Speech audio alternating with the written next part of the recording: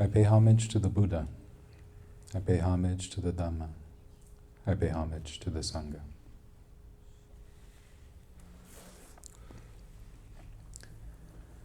So I apologize if you end up overhearing a man and woman who've been arguing all day, some neighbors that we have. You sometimes hear a little bit. They were especially loud today during our meditation. Part of the joys of being a meditator at a temple in the middle of Los Angeles. But as someone who's spent a lot of time meditating in the wilderness as well, I can assure you, speaking from a great deal of experience, squirrels can also argue just as loud. So today I wanted to talk about something that was asked last week, actually.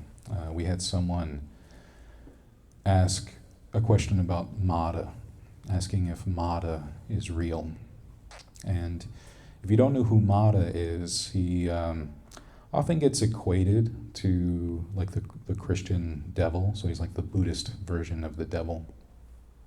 And it's not necessarily off the mark. If you look up the meaning of Mada in a Pali English dictionary, it'll tell you that Mada means the evil one, the tempter, death personified. And when the question was asked, the response that was given is very similar to what I hear from a lot of contemporary Buddhists nowadays, which is, it's a metaphor, right? And that's not necessarily wrong. I just think that alone is too quick and too easy an answer, and loses some of the depth that I wanted to expand upon today. And I thought at first too I would also talk about my own experience with things that perhaps are seen or unseen, exist or don't exist, things like that, because the question made me think about that. I, from a very young age, was a very spiritually minded person. I grew up in a household initially that didn't have any religion. Like, my biological father was not religious in any way. My mom vaguely had a belief in God, but also reincarnation and a lot of stuff. And she had a Bible that she would thumb through every once in a while, but it wasn't anything that was emphasized at all. But I just felt very spiritual about things, like even my very, very first memory, the very first memory I have is just what I can only call a religious experience of looking up at eucalyptus trees swaying in the wind. That's my very first memory that I have. And who knows when that happened. My memories go back pretty far, so I was probably around 2 years old.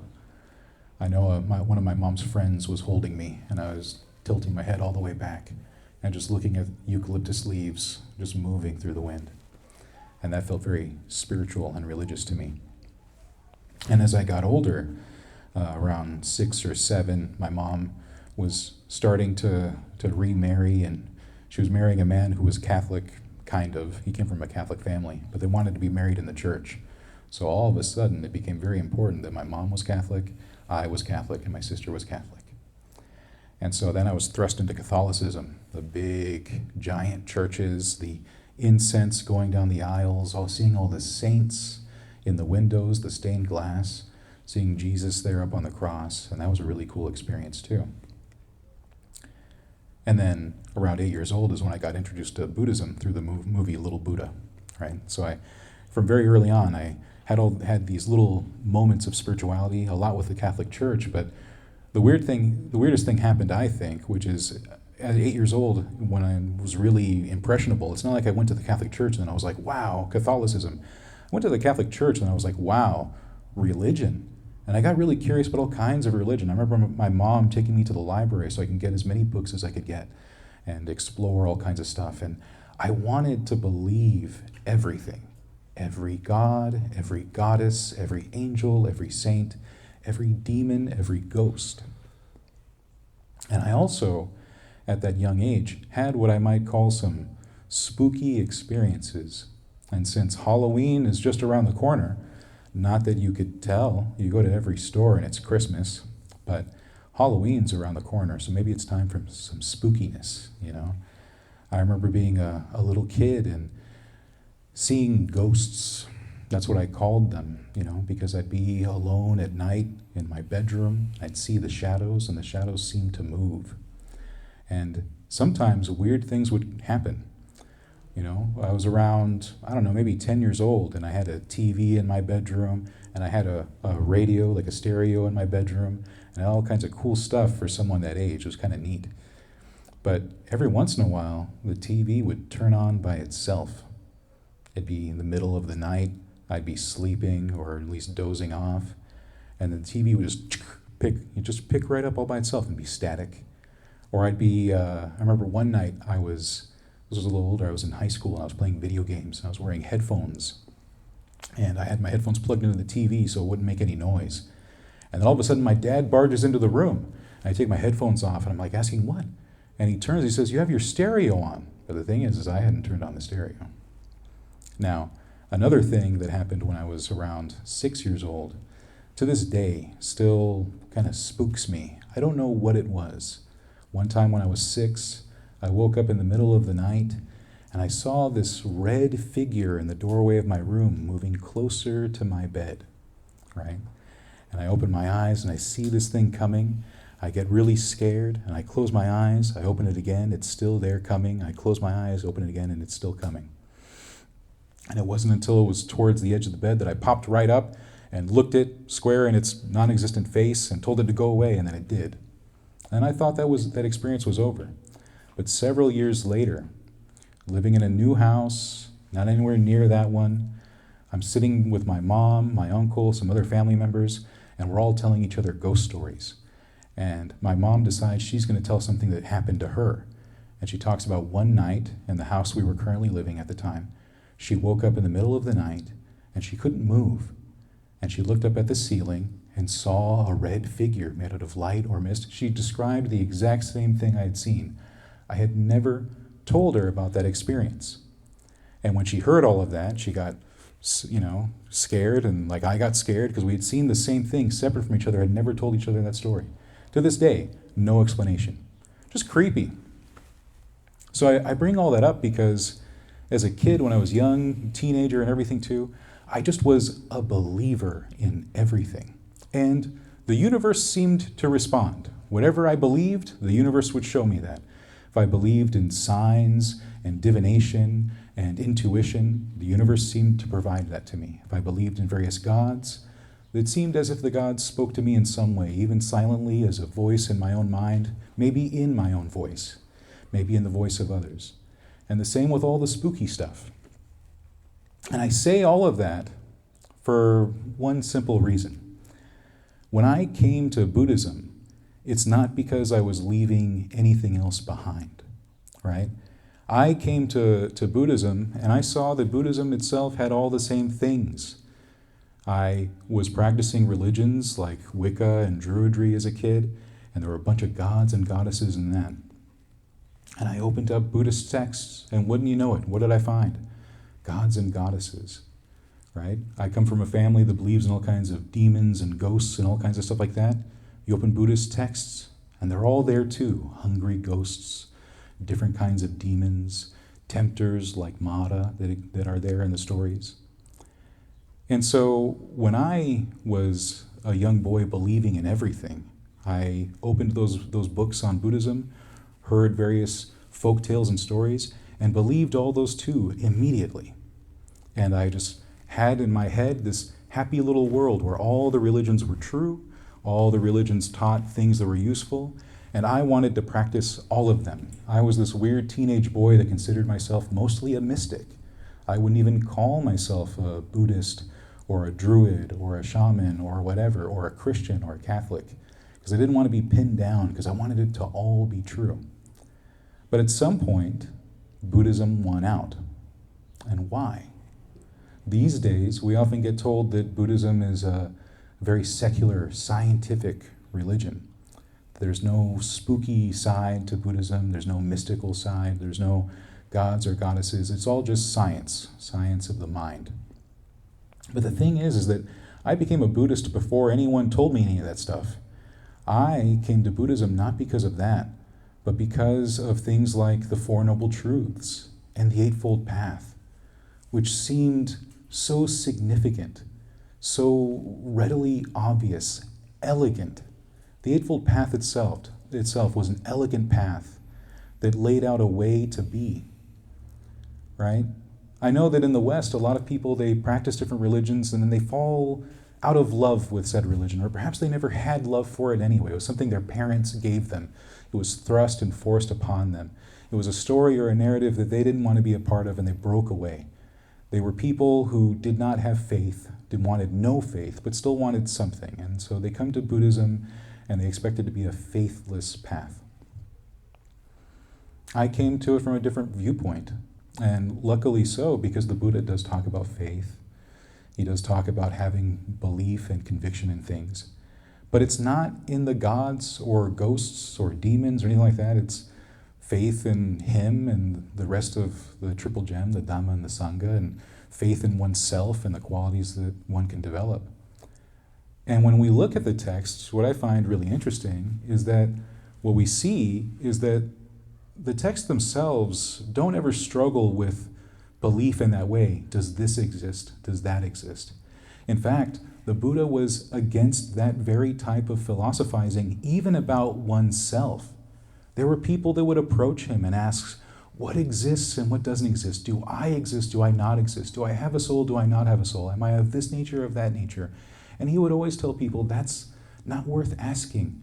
Set all that thinking aside, set that philosophizing aside, and simply follow the ethics of it all. Look at your actions. What are you doing right now? And define yourself by that. So, if the Buddha wouldn't even entertain you asking questions about your own existence, how might he respond to someone who had come up and asked him, hey, does Mata exist? I think it would probably be in the same vein. That's really not the point. And when we look at examples of Mata, he is exactly as defined. He is evil, he is a tempter, and he is death personified. I find that really fascinating because when you look at that word, Mata, it has all kinds of permutations in Pali itself, used as the root for all kinds of words that are around death. Even Mahadaka, meaning someone who's a killer or brings death. And every kind of other term you can see, there's death as a fetter, death of this, death, this kind of death and that kind of death, and all with Mata, Mata, Mata. You look at that part of the dictionary in Pali, and there's a whole slew of words all around that. And then we can ask ourselves, does evil exist in the world? Yes. Does temptation exist in the world? Yes. Does death exist in the world? Yes. So, does Mata exist? Yes. Now, is he some kind of boogeyman that's going to chase you? Like, for example, the other night, my wife and I decided to watch a movie. And these days, I don't know what's gotten into my wife. I think I created a bit of a monster here. She used to hate horror movies. And then when we first met, I was like, but horror movies are really fun. And so I showed her a couple, and then she got hooked. And so now, these days, I'm not even really in the mood to even watch a movie, period. But I'm like, let's put something on like light and cheerful. And she goes, no, let's watch something spooky. I want to see some ghosts today. And I said, okay. And we ended up watching this movie called Krampus. I don't know if you're familiar with who Krampus is, but this is another figure from folklore. He's like the dark side of Santa Claus, especially in parts of Europe like Germany, where, good boys and girls, they get gifts. And these days we'll say, bad boys and girls, they might get some coal in their stocking or whatever. Not in places like Germany. No, Krampus comes instead, and he's a giant goat man with big horns and hooves, and he's got a big bag he's going to throw you in and beat you with sticks and then take you to hell, Sleep tight. And so we were watching that instead, It's like, in our minds we might imagine that Mata works that way too, that we open the texts and the Buddha and his disciples are just meditating together in the woods, and then some big giant goat demon starts running at them. And that's not actually what we find. What's often the case is that a monk or a nun is sitting outside in the forest somewhere, practicing on their own. And either someone else comes up to them. It could be a merchant, it could be, like a courtesan, it could be someone of wealth, it could be a beggar, it could be someone from another meditative tradition who comes upon them and says like, hey, what you're doing is such a waste of time. Like, why would you be here in the middle of the woods doing all this? Don't you want to be back in the village where a lot of different stuff is happening, or the city over there, and maybe do that? Or don't you want to give this all up? Like, you're young, you're healthy, you could be doing anything with your life. Why are you doing this? And other times it's just a voice in their heads. There's no one there. There's just a voice telling them to have doubt in the path, to have thoughts of sensual desire, to have thoughts of ill will, to feel restless and anxious, to be slothful and uncaring, to have serious doubts about what they're doing. In those cases, sometimes the monk or the nun will just shrug it off or maybe give in to it. But what's interesting, though, is that when that same monk or nun has their Dharma eye open, when they're no longer identified with the aggregates, they no longer take any I, me, or my making in regard to form, feeling, perception, volitional fabrications, consciousness. It's when they've let go of all of that's when they exclaim, I see you, Mara, and then go on with their practice. And sometimes we see examples where it's a nun practicing alone, and it's someone trying to instill fear in the nun. Look at you out here, nun. You're a woman alone in the woods. No safety, no family, things like that. You hear those kind of stories. And so you start thinking about what Mara represents as a tempter, and it's someone who's trying to dissuade you from the path. And remember what the path is for. We practice for the sake of attaining the deathless. That's the word, the phrase that the Buddha used for nibbana, liberation, true freedom, true happiness and peace. He called it the deathless. And so if you're trying to attain something that's deathless, what would the enemy be? Death. Death personified. And how might death present itself to you? So I have one example that I wanted to share today that's from the Tathagata, which is the poems of the elders. And the particular one I wanted to share, I was going to bring my physical book, but then I forgot it. So I got to read it off my phone like a millennial. But this is Tathagata 7.1, Sundara Samutta, right? So Sundara Samutta is a monk, right? He was a monk during the Buddha's lifetime. And what the commentary tells us is that he was a young, good-looking monk. And his mother was especially sad and distraught that he had decided to be a monk. He could have been anything and had whatever kind of life. And he went off into the woods after listening to the Buddha. The Buddha gave some sermon, and then he was moved and just decided he was going to go give everything away, leave his lay life behind. At that time, in the Shramana tradition, it was believed that if you had chosen that, you basically decided to die early. You had killed your previous life and entered into the life of a renunciant. So his mom was very, very distraught. And so the commentary says that she was somewhere public. There was some kind of like festival going on. There was like a cheerful thing, a lot of people partying in the town that she was in. And it made her even more distraught. My poor son, living that life, wearing the robes out in the forest, what a waste. And she happens to see a beautiful courtesan who's walking around this festival. And she decides to go up to the courtesan and start talking to her. And she says, hey, my son has become a renunciant, and I know where he stays. There's a particular part of the village where he goes for his alms and things like that, and there's a particular part of the forest where he goes to meditate. I want you to go there and convince him to disrobe, to give up his practice entirely and return to the life he had before. I'll take care of you. I'll give you all kinds of money. I'll provide for you. Like, it'll be fine. Just please, please get him off this path. And so this courtesan goes, okay, sounds like a pretty good deal. So the courtesan eventually goes off to find this guy, this monk. And this poem is from this monk's perspective. He's talking about how he experienced this moment. And so Sundara Samutta says, ornamented, finely clothed, garland, adorned, her feet stained red with lac. She wore slippers, a courtesan. Stepping out of her slippers, her hands raised before me, palm to palm over her heart, she softly, tenderly, in measured words, spoke to me first. You are young, recluse. Heed my message. Partake of human sensuality. I will give you luxury.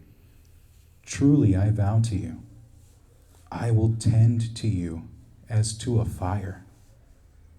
When we are old, both leaning on canes, then we will both become recluses, winning the benefits of both worlds.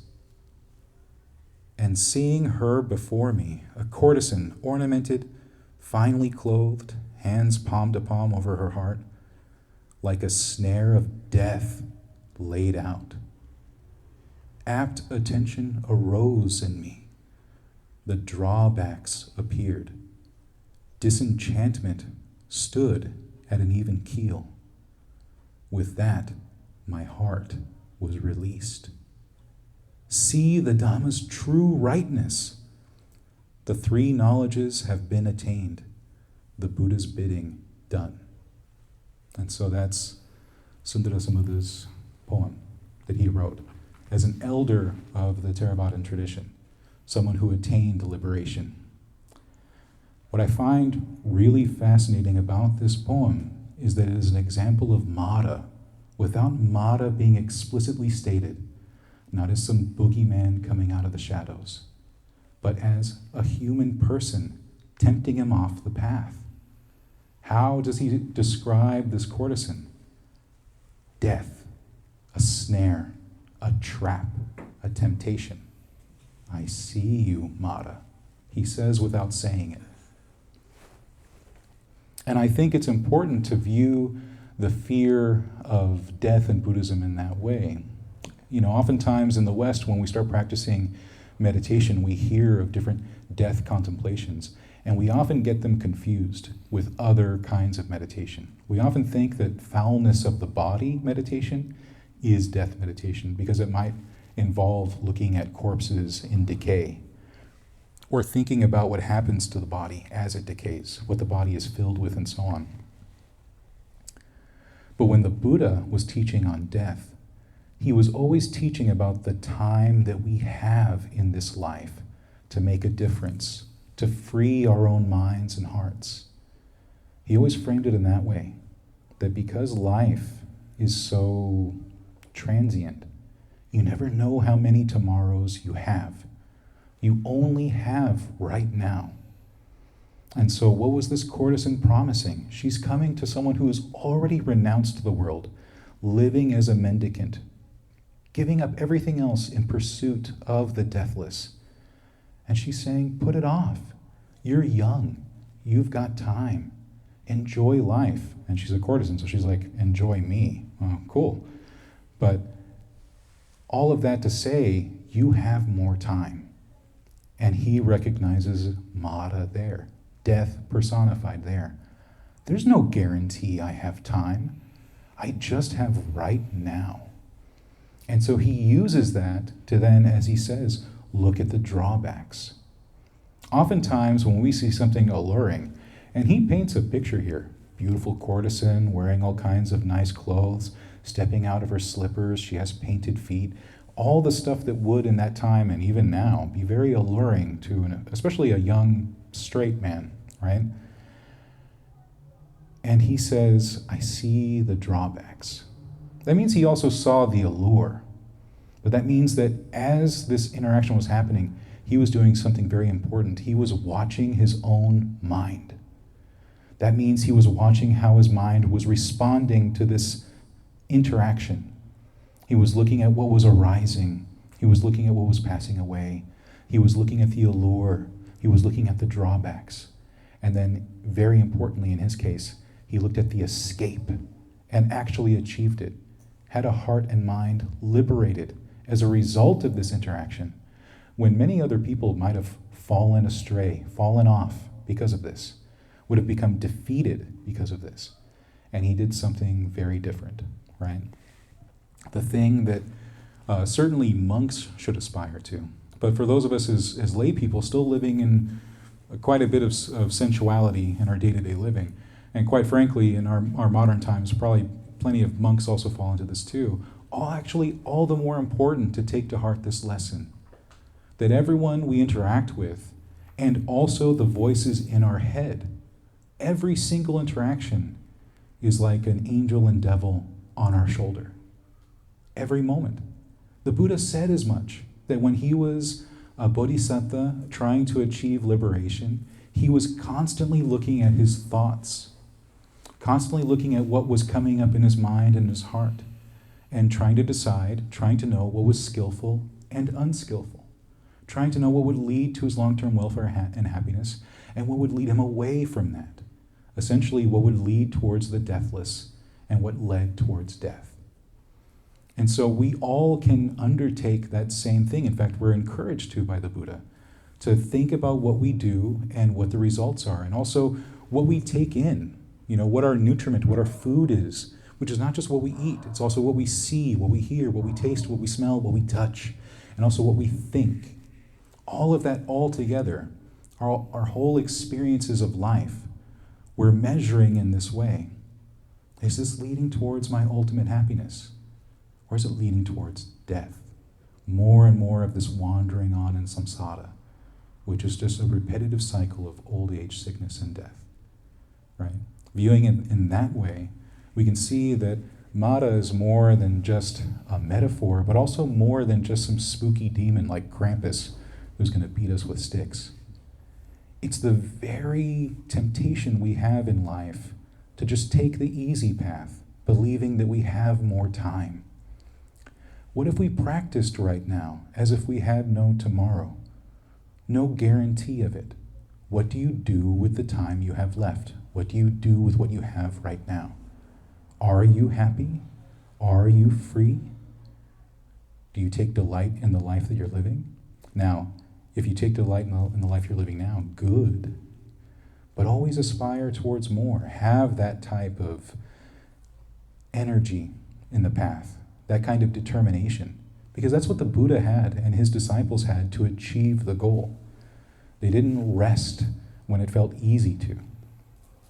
An example of an angel showing up that I really like, and I'll end with this particular thought.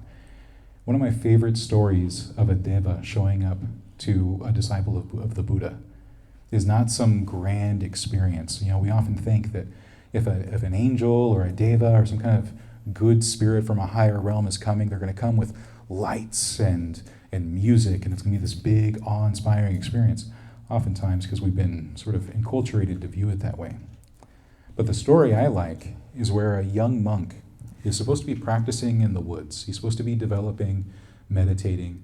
That's what he's there for, right? And he's just sort of lazily and just walking around the forest. He sees some flowers, and he's just sniffing them like, right? Oh, what a delight to just hang out and do nothing, right? And just smell the flowers. And then he hears a voice say, "Hey, thief, look at you stealing the fragrance of the flowers with your nose, with your nostrils, just sucking them up. Look at you, you lazy monk. What are you doing?" And then he turns around like, what's going on, right? And it turns out that a deva had decided to pay attention to him and see that he was just kind of messing around. And I love this idea that he was stealing the fragrance of the flowers rather than practicing. Like, look at you stealing the fragrance with your nose. Rather than watching his own mind, he was just sniffing the flowers and not paying attention to what he was doing. Another example, real quick before I end, is this example of another monk who's practicing in the woods again. Because remember, this is the early days of the Sangha when that's what monks did. They didn't spend a lot of time in the city unless they were looking for food. And so he's up in a hill somewhere, and he can see the village down below. And again, it's another big celebration. There's all kinds of stuff happening. And he's just lamenting. He's just like, man, I'm just sitting here cross-legged on the ground, and over there's probably like cake and drinks and stuff, and maybe a courtesan or two down there too. All kinds of stuff is happening, and I'm just up here in the woods, just meditating. And then a deva appears. And again, not in any spectacular way, just a voice that says, hey, do you know how lucky you are right now to be doing what you're doing? If any of the people down there knew the dangers of the kind of life they're living and where it'll lead them, they would gladly trade places and be exactly where you are right now. So have a sense of gratitude. So I'll end with that, that we have these angels and demons on our shoulders metaphorically, but also in a real way. These are our voices in our heads, and oftentimes the voices of others. Can we see what safety this path provides us? And can we practice with a real sense of gratitude that we have this path, which is so elegantly laid out? So I'll end my talk there. Thank you.